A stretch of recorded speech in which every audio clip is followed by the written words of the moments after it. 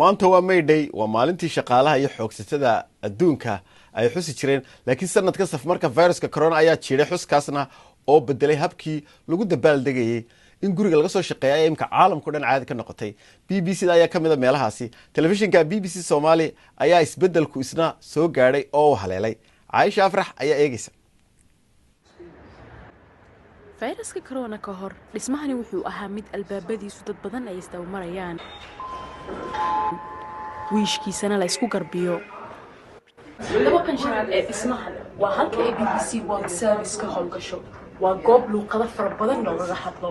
gaar ahaan qaybteenan Afrika waa goob cuntooyin kala duwan music iyo maaweelada ay dadku isku weydaarsadaan xogtana loogu gudbiyo malaayiin dhageystayaal ee daawadayaal isugu jiro miisasku way camirnaan jireen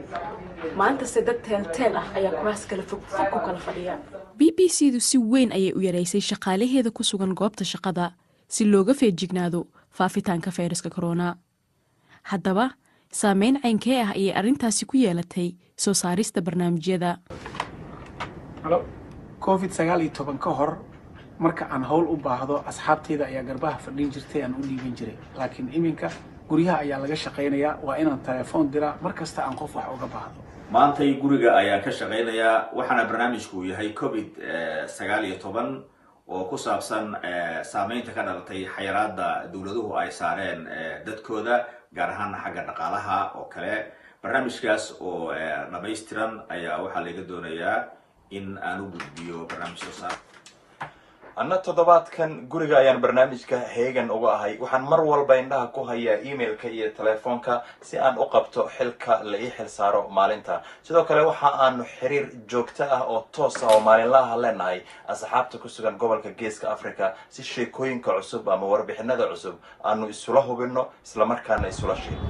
wararka dalka gudihiisa sidii hore looma heli karo shirarka jaraa'id kama qayb gali karno sidoo kale waxaana loo ogolay inaan macaamilta la sameeyno ama aan wax ka duubno dadka taas waxay nagu kaleeftay in aan la imaano ama aan ka fikirno qaab cusub oo ka duwan sidii hore aan sheekooyin ku sameyn jirnay toddobaadkan waxaan ka shaqeynayaa sheekooyin barnaamijka ku baxaya oo ii xil saaray soo saaraha barnaamijka intii lagu jiray shirka subaxnimo ee lagu go'aamiyay maalintaas sida barnaamijku u ekaanayo shirarka subaxnimo maaha kuwa u dhac sidii hore hoolalka kulamada ee BBC-du gebi ahaanba way xiran yihiin iminka waxaa kaliya oo lagu kulmi karaa khadka internetka runtii waa hab nagu wada cusub oo ay dantu qasabtay waxaana ka mid ahay dadka faraha yar ee weli u suurto gashay inay shaqeeyaan xilli ay dad badani shaqooyinkooda waayeen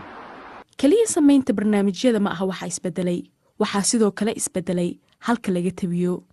waxaanu ku shaqeyn jiray awal studio weyn oo ilaa 10 qof ay ka qayb qaadan jireen iminkana sidaad aragtaan intii uu saf markuu dilaacay xaaladdu way isbedeshay studio yar baan ku shaqeynaa oo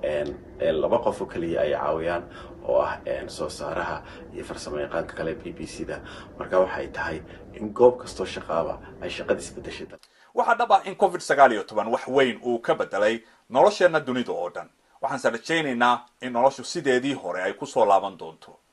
in eheladu ay isbooqan doonaan in asxaabtu ay ismarxabayn doonaan iyo waliba in mar kale shaqaaluhu dib isugu soo laaban doonaan inta ka horeysana waxaanu idila socodsiin doonaa tallaabo kasta iyo marxalad kasta oo ay wax marayaan Aisha Afrax BBC way mahadsantahay Aisha Afrax